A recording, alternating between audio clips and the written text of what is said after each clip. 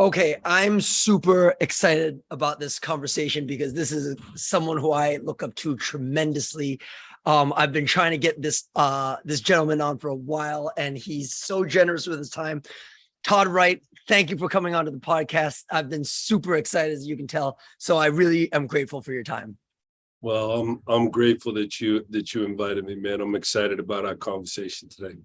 Awesome. So before we dive into our questions, can you just give us a little bit of background, where you're from? How did you get into basketball? Did you play basketball as a kid? And then how did you get into strength and conditioning and working primarily with basketball players? Sure. I grew up in right outside Boston, Massachusetts, and I grew up in Boston during a time where the Celtics were they were amazing to watch. And so, I think 81, 84, 86, I was 11, 14, and 16 years old. And the Celtics were just in an amazing time. And so I grew up with a basketball in my hand. I loved the game and all the way up till the 8th grade before I got into high school was my true love. It was baseball and it was basketball. And then I got into high school and I threw football into the mix. But, growing up in that Boston culture and being around the Celtics, it was a lot of fun growing up. And then I played football in high school, and I wasn't good enough to play college basketball, but I was good enough to play Division II football. And so I took that avenue at a school called Springfield College. And Springfield College has a great, health and science program. At the time, that's what it was.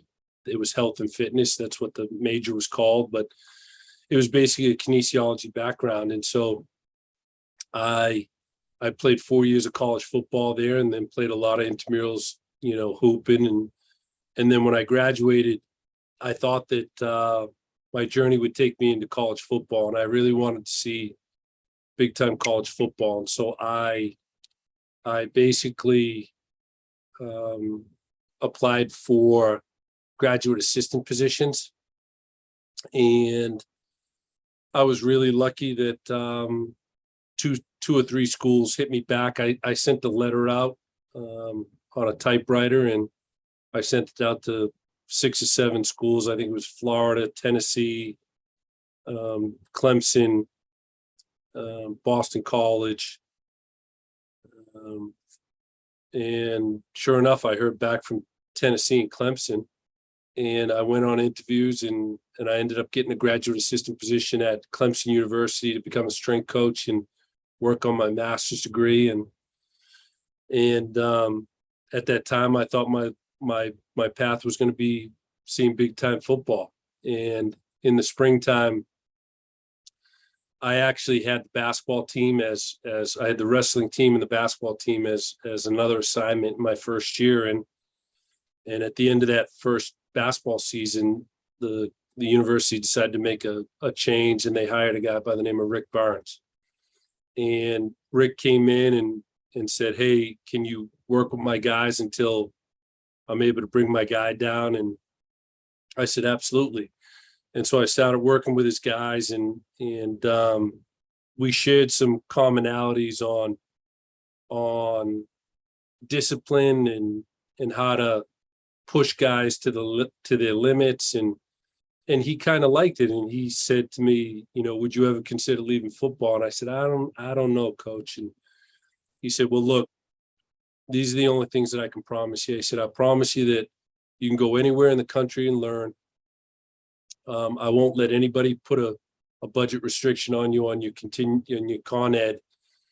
And he said, "Todd, I'll promise you we're going to win a national championship." And at that time, I was really getting into coaching for one reason, that was to win. And when this young coach at the time, I was 23, he was 38. He convinced me that he was going to win. He was going to win at a high level, and he was going to allow me to go learn. And I knew at a young age it was all going to be about the learning process. And so I took a I took a giant leap and I left football, of a game that I absolutely loved, and jumped in with this young coach. And looking back at it, it was an amazing experience because Rick Barnes never went to the office. He came to the gym, and we had a small weight room that was about 1,000 square feet. And you walked out of the weight room and there was a little sitting area, and then you went straight across the hall and you were in the coach's lounge. And the coach's locker room was like a lounge locker room. And he said, "Todd, you're going to have a desk right there." And he put a big desk in the corner. And so every day, if the guys weren't in their training, I was sitting at the desk and I was learning all these videos and things that I was lucky enough to buy and purchase. But I was able to sit in there and watch film with him and learn the technical and the tactical side to basketball. And so I was 23 years old, and here I am, I'm learning these defensive systems and why we would close out in particular angles and how the rest of the team would shift on every pass. And it was just so intriguing to me. And so just intuitively, as you're watching what he's teaching me, you're like, "Coach, maybe we can design some drills on how to get these guys to move defensively, instead of putting them on a track and just running them." And so we would go down at lunchtime and come up with these, whistle, closeout, front foot up, whistle, two-step drive to the baseline, whistle, help side across. And we started developing these speed systems based off of, the defensive movement patterns. But then we were able to condition those movement patterns. And it was something that Rick really valued. He really valued defense. And we were always going to play exceptionally hard on the defensive end of the floor, and it's sometimes at the expense of offense. But you were going to get one shot, and it wasn't going to be a very good shot, and we were going to make sure that everybody else got boxed out, and we were going to secure the ball, and we were going to go down the other end and run the shot clock out and put it up late, and then go offensive rebound and pull it back out. And it was a possession game in our first year. So as a young coach, I really started to learn a lot about the technical and tactical sides to the game. But what Rick really wanted was, he wanted someone to push up the guys to their limits. He wanted them to be mentally tough, and he wanted it to be done through a system that was called the high intensity system. And so at the time, which is funny because Will, you're taking the AFS program, the high intensity program is all machine based, and it's, one set till failure, till muscular failure. And then you do a couple negatives afterwards. And our early teams at Clemson, we were a couple things. We were tough. We were really mentally tough. We looked physically very intimidating. But there was a gaposis there that Gary talks about, and we were always banged up. There was always a low back injury. There was always a knee tendonitis. There was always an ankle injury that I just couldn't understand why. And so anyway, my earlier years with Rick, we took the program over, and we were supposed to be the worst team in the history of the ACC, not that year, but the history of the ACC, because of, the mass exodus of players when Rick took the job. And then we ran everybody off that didn't want to be there.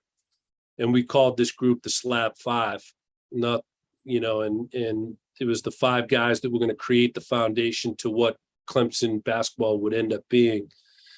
And sure enough, we went to 3 NCAA tournaments after that, 3 out of the 4 years, and took the program to number 2 in the country. And Coach parlayed that into moving to Texas, So, at that time, AFS really wasn't in my world. But the things that made us go was our work ethic and but early on, when I look back at the AFS, the commitment to us being the best defensive team possible and creating these drills that we would create an adaptation to how quickly we could accelerate to somebody, how quickly we could decelerate to somebody, how quickly we could react to that person that had the ball, and how quickly the other four guys could react. We trained that 12 months a year. In connecting the dots now that I've been doing this 30 years, that was a big piece well, it was a big piece in our guys being able to adapt what coach wanted them to adapt to. And so it was a really cool experience as a young coach to be able to have that. Absolutely. And when analyzing a game like basketball, we're definitely going to be talking about the technical and tactical side, especially how it ties into the physical side. Todd, what are some of the movements that you feel like are cornerstones or are paramount to the game in terms of what players need to get? Because you just touched upon that you might have gone to the Nautilus high intensity side, one set to failure kind of thing. But when we're analyzing it from a physical movement standpoint, what are some of the things that we need to be cognizant of in terms of being a movement-based program specifically for basketball? Yeah, it's a great question. You know, when I go back to the earlier days when we transitioned from Clemson to Texas, this is where I knew I needed to get better. We were physically very well conditioned. Our structures looked very strong, but there was something that just wasn't right for me in regards to how the guys felt, right? Their low backs, their knees. And then when we took the Texas job over, I inherited a group that had some osteitis, pubitis, two guys. I had a guy coming off of a shoulder surgery. We had just acquired an amazing transfer from Tulane that had bilateral knee surgery. And so all of a sudden I'm walking into this space that coach wants us to accomplish a couple things. Number one, he wants us to be extremely tough. He wants us to be an amazing defensive team.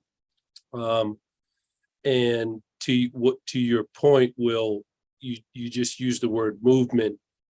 The ability to be a great defensive team, you have to be able to coordinate three-dimensional movement very well.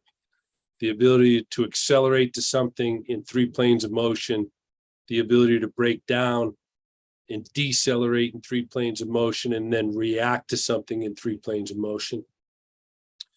So I started to search physical therapists because of the injuries that were in front of me. And I stumbled across a course called Chain Reaction. And it was by a guy by the name of Gary Gray. And I'll remember it was 1999. And I flew to Raleigh, North Carolina. And I took my first Chain Reaction seminar. And I walked in and I was one strength coach out of, I think there were 48 or 49 people in the room, and the rest of the people were physical therapists.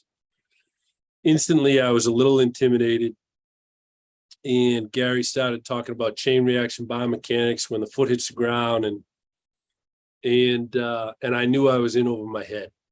I was humbled to the nth degree, and it was a really cool experience for me because, you know, I, as a young coach, I just helped a program go from being obsolete to contributing to it, to becoming the second best program in the country at some point in time. And it was a really humbling experience for me because he was talking about the calcaneus and which I didn't even know what it was. And so I raised my hand and I just said, Gary, can you tell me what the calcaneus is? And you could see 48 other people look back at me like, are you kidding me? And it was one of those big moments for me in my career where I just apologized to the room. And I said, guys, look, I apologize to you guys, but I paid $750 to come here and learn this information. And I might be a little bit behind the learning curve, but I'd really like to understand this. And so I'm going to, raise my hand when I don't understand. And sure enough, Gary kind of attached, became drawn to that. And that's when I started to really, I was really overwhelmed with his teachings. And I almost felt like I wasn't smart enough to understand it, but I knew that there was some truth to it. And so what I did was the next couple of years, I went to another chain react, the exact same seminar. I took it 4 years in a row. And so this was from 1999 to 2003. And then sure enough, in 2003, I had an episode that really changed the trajectory of my career. And what it was I had a transfer that came from the University of Tulane, and we were at the University of Utah. And the night before the game, his back really hurt. And so he called me, said, "Can you help me with my back?" And so I'm in his room and I'm helping him with his back, and I'm convincing this kid that he's going to be all right. And he believes me. And really and truly, I have no idea what I'm doing, but I'm stretching him and I'm massaging him, and I'm going to do whatever it takes. But really and truly, I know that I don't really know what I'm doing. And sure enough, the next day at the game, he ends up tearing his ACL. Someone one of our great players throws him an alley-oop, and it's kind of behind him, and he kind of rotates back. And as he lands on the outside of one of the Utah players' foot. And so the foot isn't allowed to interact with the ground authentically. It kind of speeds up eversion to the calcaneus. And sure enough, he tears his ACL. But at that moment, I knew that I needed to know more about the human body, and that I was going to go to the ends of the earth to figure it out. And that's when I jumped back into the chain reaction. I did it another 2 years. I think I did a total of 6 years of chain reaction before GIFT came out. And GIFT finally came out. And in 2003, this story actually happens in 2001, I think, 2001, 2002. And then in 2003, what happens is I have a great player that has a low back issue. And I'm training him traditionally of, on the floor, just planking him, and I'm creating all this core stability, and I can't fix it. I don't know what's going on. But having 5 or 6 years with Gary, I called Gary and I said, "Gary, could I fly this kid to you, and will you look at him?" He says, "Yeah, sure, put him on an airplane." So we fly to Colorado, where he's about to do a chain reaction seminar. And he says to this kid, "Take your shoes and shirt off." And I'm like, okay, like, shirt. Okay. You can see the low back a little bit. I get that, but why the shoes?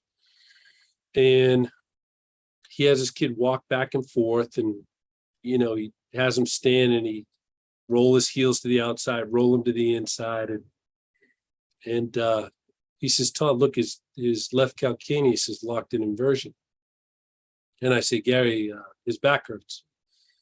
He says, "Yeah, no, I know." And I said, "Well, his right arm won't swing." He goes, "Yeah, no, I noticed that when he walks." He goes, "But you see his heel. And when you're looking down at the heel, you can see the heel's bent over to the side." And I said, "No, I see that, but his back hurts." And he's like, "Yeah, no, I know." And we go on a little bit further, and I actually start to get a little bit frustrated because of my ignorance of not knowing what exactly he's talking about. And finally, I just say, "Gary, you don't get it." I say, "Gary, you don't get it.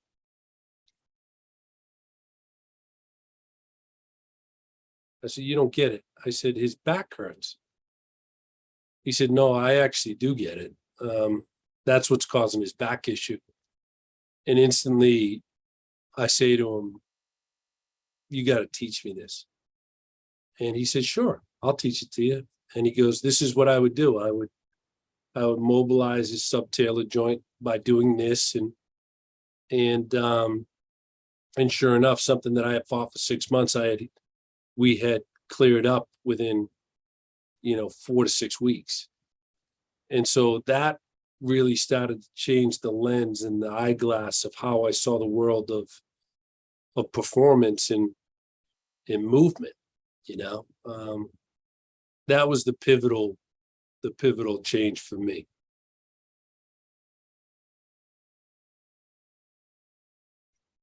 All right, guys, we are back onto the podcast. It's totally my fault. Todd, I apologize. I stepped on the off button. You were in the middle of a great story about bringing your player down to see Gary.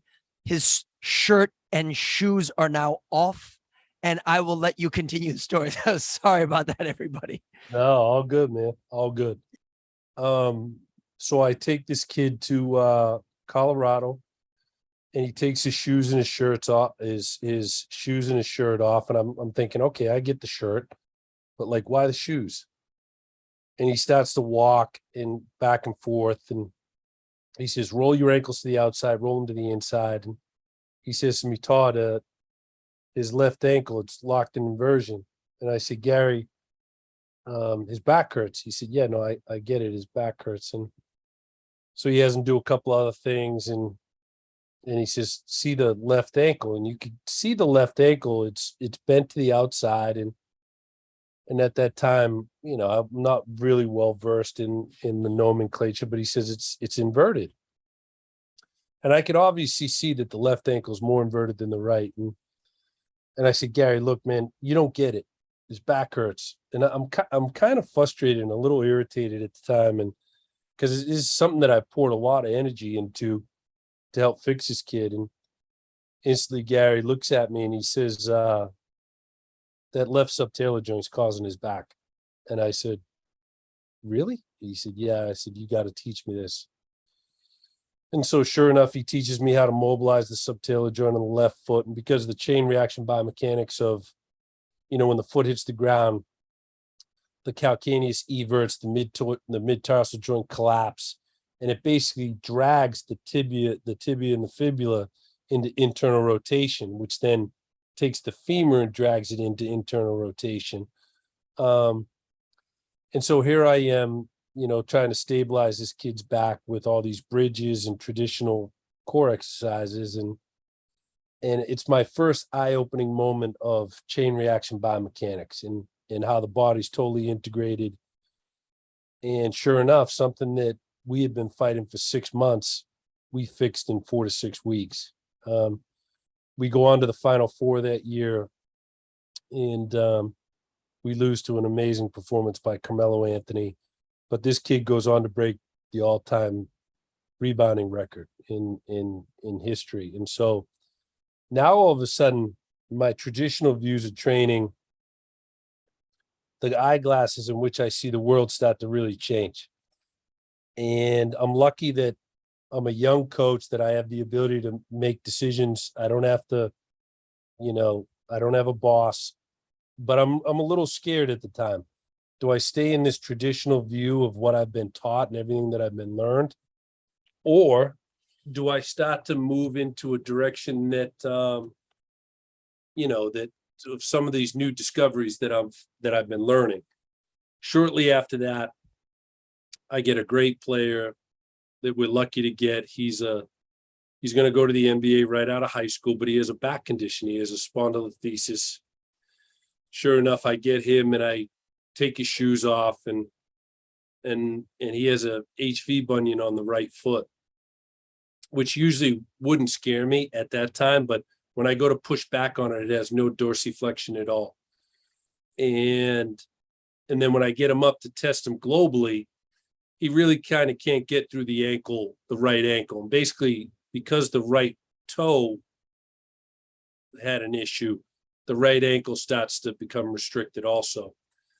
We mobilize the big toe and start to open the ankle up. And sure enough, this one takes a little bit longer, but it probably takes us 6 to 8 weeks, and we have his low back under control. And he ends up becoming a top 5 pick in the NBA and has made over $250 million in the NBA. So now all of a sudden you're like, okay, I got a couple of these guys. I start to learn how important the foot is. And this is probably 2004, 2005. And I started really create a movement-based, fully integrated, using ground reaction training system based off of the experiences I've had up to this point. I think one of the reasons that we are kind of drawn to the traditional approach of strength and conditioning, and when I say traditional, I mean your basic squat, bench, deadlift, maybe rear foot elevated split squat. There's all great stuff, learning to do force production, force acceptance, all that kind of stuff. Todd, my question is, as is for you, the basis of what I do is all AFS kind of stuff. That's definitely the basis of what I do. Where does that traditional approach to, say, strength development, power development come in for you, while at the same time being able to practice the kind of three-dimensional work every single day? Sure. What I learned after getting into the middle part of my career was you needed to be able to have a training system that was adaptable to the individual and the individual needs of the player, right? That you needed to have an evaluation system that could kind of take the story in where their body's been, right? And then knowing that the movement patterns in the game of basketball are really vector-based, and vector-based meaning I'm standing in the center of a clock. And if I squat down and up, I don't really move on a vector. Now, the base stance is the initial part to an athletic stance. But then I have to move out of that stance depending upon the task, right? Offensively, I will jab and I will move upwards. I will move anteriorly up the floor. Defensively, I have to move laterally and I have to move in the transverse plane backwards. Those were the demands of the game. And so, but I knew that we wanted to create a training system that had enough tools in it that no matter what was going on with your body, that we could restore. If there was a tissue issue that caused pain, we could restore that so you could play and be available and sustainable no matter where you were in the life cycle of your career, now that I'm in the NBA. But really it was about restoring, developing, and enhancing the movement patterns that were needed for the NBA game. And so did you have the mobility? Did you have the strength? Did you have the power to be able to move in these planes of motion so you could be successful? And that became my primary focus is, could we develop a system that when you came in, that we evaluated you and attack those issues that you had that limited you from being the best mover possible. But to your point, Will, the thing that opened my eyes up in AFS was, traditional training really happened in place. And the game of basketball, the best movers, they are masters of their space and they're masters on those vectors. And they use multiple speeds at multiple motor programs, at multiple planes of motion to deceive their opponent, to get space so they can execute a shot, a pass, or whatever that skill is. And so I've been very blessed to work with just incredible players in the game over my career. And those players weren't necessarily the best at traditional movements in the gym, but they were masters of creating space by loading in an anterior leap to creating a posterior lateral leap to be able to get space. And they could use multiple speeds to take advantage of that space. And so the combination of learning these injuries and how to fix them, and then being blessed to be, I had 2 national players of the year at Texas, and then obviously moving into the NBA, I was really blessed to be around a couple #1 picks and top 5 picks with the Sixers, and then being with the Clippers. You see these commonalities of guys that can accelerate on these vectors and decelerate on these vectors to take advantage of their opponents. And so we really wanted to create a system that we could rehearse those movements, right? Like if you want to be a great shooter, what do? You shoot the ball, right? You practice shooting. Well, we felt like we could come up with a movement-based training system that we could rehearse these movements over time.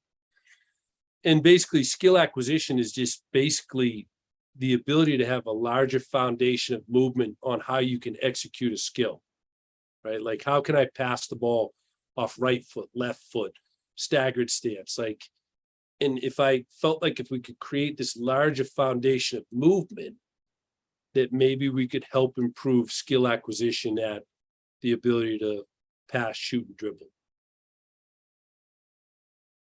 One of the questions that I've always asked myself when it comes, you mentioned the technical and tactical side, as well as dealing with the physical side, is that one of the hardest things that we do as performance enhancement coaches, strength and conditioning coaches, how do we measure transferability of what we're doing onto the court? I mean, it's not exactly quantifiable, where I feel like a lot of the traditional strength and conditioning is like, well, your squat went up 50 pounds. Like that is it's very easy to quantify that, right? Whereas it's a little bit harder to say this pivot matrix, this lunge matrix is now allowing him to post up better, is allowing him to make these moves a little bit better. It's harder. So my question to you, Todd, is when you look at skill acquisition and motor learning, there's a big part of, say, reaction, decision-making, and perception before there's an action that happens there. How do we blend in the technical and tactical side along with the physical side in order for what we do to be as transferable as possible? Yeah, no, I think that's where the biggest gap in strength training has been. But I was really blessed that, for 21 years, I was with a coach that I was able to sit in and learn and watch every game tape and watch, I was in every film session for 18 years. And so you're able to understand what this coach really wants in regards to the nuances to the techniques to ball screen defense, right? And when you hedge a ball screen, what does that look like? And so I do think that it was a great advantage to me. And then it ended up turning into a great advantage because I ended up getting an assistant coach title in the NBA when I first entered, and it allowed me to learn the NBA game, where I got to know what my coach really wanted for 21 years in the college level. And so I would watch how the guys would run the floor offensively on film, right? And we broke down every which way you could transition from the defensive end of the floor to the offensive end of the floor. Backpedal, turn and go, shuffle, turn and go. And we would rehearse and drill those things to create an adaptation twice a week. And every which way you could run through curves and accelerate through curves and get your head turned back and looking. And it was a big piece to how we started to develop these movement training systems. But to answer your question, there's layers to it in how you develop it, right? So defensively, we had talked about, the initial steps to a defensive stance. I would have to move laterally, or I would have to move laterally and rotationally, dropping back. So can I just lunge and load and explode back into my base stance. If I can, can I advance that to a leap, and where there's a flight phase, and then a leap with load, and then a leap to a shuffle, which would be a locomotor pattern that we've designed that, basically you start in the stance, and then I move outside the stance in this intermediate movement skill, right? I start to move on the vectors. And then once I take a second step off the vector, it becomes a locomotor program. But you can design these systems that fundamentally, what is the first step? It's a lunge. And then a lunge with speed is a leap with a flight phase. And then the secondary step is a shuffle. So can I start to master those movements and then master them three-dimensionally with a top-down driver, right? Like, can I move laterally with a trunk driver down? Can I move laterally with the trunk driver up? Can I move it with a side flexion, one way side flexion the other way, or rotating the same way and rotating away? Those are ways that you can influence the movement, or Gary would call it, tweaking the movement. Now you've given the athlete a larger scope in their central nervous system on how to move. But the last layer of that, you could groove a movement. So groove it would be, can you teach them how to laterally lunge and influence it in all three planes of motion from the top down? And then can you go it into the leap and then into the shuffle? And then how can you enhance those patterns? So add load into it. Can I master the movement under load? And then the last layer would really be what we would call challenge. And so challenge is where there's an auditory or a visual or even a tactile body on body response that now I have to react to an external stimulus cognitively. Can I see something? Can I hear something? Or physically something hitting me? Can I go from one motor program to another motor program? And that would be the last layer of mastering three-dimensional movement.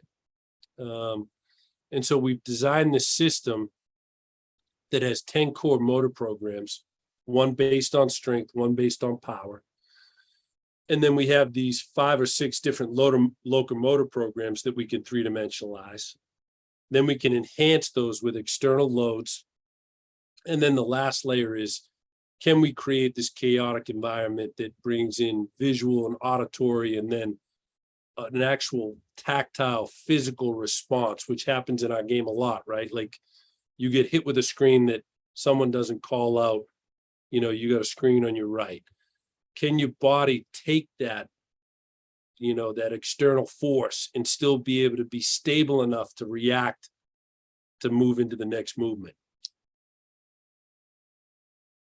That is fascinating, because I've heard and seen a lot of the first ones that you were talking about, but that last one, I mean, that's really fascinating to me. It's something that I'm definitely missing in my program. But I feel like it's that last piece that makes things, as we were talking about, as transferable as possible. So that's amazing. Yeah, as transferable. That's the key word. And the game is very chaotic, but the cognitive, reactions really come from you see something and you go from one motor program to another motor program because of what you saw, or you hear someone yell, weak or strong. Your body has to react to that auditory call, right? Cognitively, you have to be able to take that information in to react appropriately and quick enough to make sure that you don't get hit by a screen. But then the ball gets thrown up or someone takes a shot.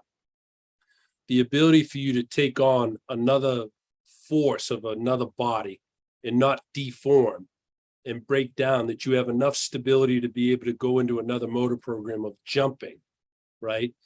I think that's the last layer of performance that sometimes we can miss as coaches. But truth be known, if you're hitting the other layers three-dimensionally, I think you're giving your athletes a great chance to be successful and healthy. Absolutely. I just want to switch gears real quick, because I usually don't ask this question, but since I have you here, I definitely want to get your take on time management. You're obviously a very busy person. You've got a lot going on. You have a full-time job. You have a business. You have a family. What are some of the, I don't want to say routines, but some of the philosophies that you have in terms of time management in order to get as much done as effectively as possible? Yeah, you know what, Will, I was a pretty avid reader from when I was in my late 20s to probably my early 40s. And I read a book that didn't stick with me, but it sticks with me great now. And it was called The Power of Full Engagement. And managing, I'm managing energy more than I'm managing time now that I'm getting older. And so I have to create a system around me that allows my energy to be at a high level, that I know that I can perform at a high level. You know, I've been really blessed to have amazing people in my life. I married a girl that is really independently strong, and she understands the demands of what goes into trying to become a successful coach at this level, and she supports it. And then, you know, my business, I have an amazing business partner, and I have 5 or 6 people that have been with me for over 10 years that they're a particular DNA of a human being, that they do this really because they love people and they want to be a part of an amazing team. And then I've been really lucky to be a part of an organization that that now that I'm in a leadership role, I can stress some of the things that are really, really important to me, right? That allow me to be at my best. And so I would say that having a great awareness of who you are, and what you're really good at, and then finding people that complement what you're not good at. And so there's, you know, that took me years to understand. But now that I'm getting older, I'm in my early 50s, I'm really realizing it's not about managing time. It's about managing energy. And so can I create enough time that I can keep my vitality up, I can eat right, I can sleep right, so I can be the best leader that I can be in the spaces that I need to be in, is something that I value. I work exceptionally hard at organizing my days. And so, you know, and I'm technically challenged to a certain degree. So, you know, I use an old time calendar that I flip open, and I type stuff into my phone as much as I can. I use the Microsoft to-do list. And if I'm standing in front of someone that says, we need to do this, I'll voice note it into my phone. And then I try to review those things first thing in the morning and the last thing at night. And I try to prioritize what the top 5 things would be for that day. But I'm really not managing my time. I'm managing my energy so I could be the best that I could be. And some days I have to realize that maybe some of those tasks might drop to another day, or 2 or 3 days, you know, later. But in order for me to be the best leader that I can, I have to do some fundamentals to myself, that I'm making sure that my mind's right, my body's right, in order for me to be the best version of myself.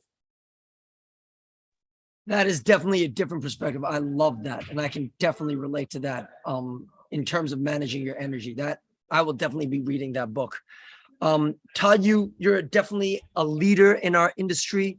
You've affected many people, such as myself. What's the impact that you want to have on the basketball and strength and conditioning community when it's all said and done? You know, that's a great question, Will. If I could give the field one thing, is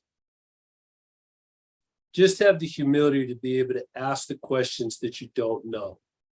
And sometimes we can be in settings that that can be intimidating, but your mind knows what it knows and it knows what it doesn't know.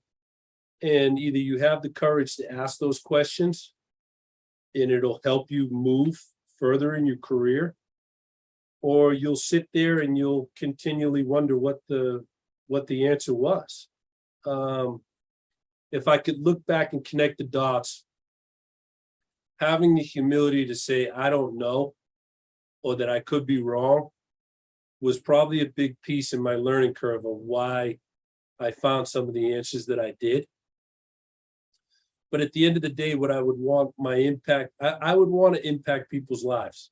The players that I've worked with, the coaches that I've been really blessed, my assistant coaches that I've had, like I've had some amazing assistant coaches by my side that have elevated me to another level, that I've created environments that those people love being in, and that my athletes felt like that they got better, right? And that they were in an environment that they felt like they were getting the best care that they could potentially get. That's what I would hope they would say. But if I could go back, like, be crazy curious and just ask the questions that you don't know, because if you don't ask them, you're not going to move forward, you know? Absolutely. Absolutely. Well, Todd, again, thank you so much for your time. I know how busy you are. And again, just very grateful to have had this conversation with you. I've learned so much. I was jotting notes down, and I hope it's beneficial to all our listeners. So again, thank you so much for coming on. Well, I really appreciate you having me, man. All right, guys, we will talk to you next week. Todd, just hold the line, please. You got it, bud.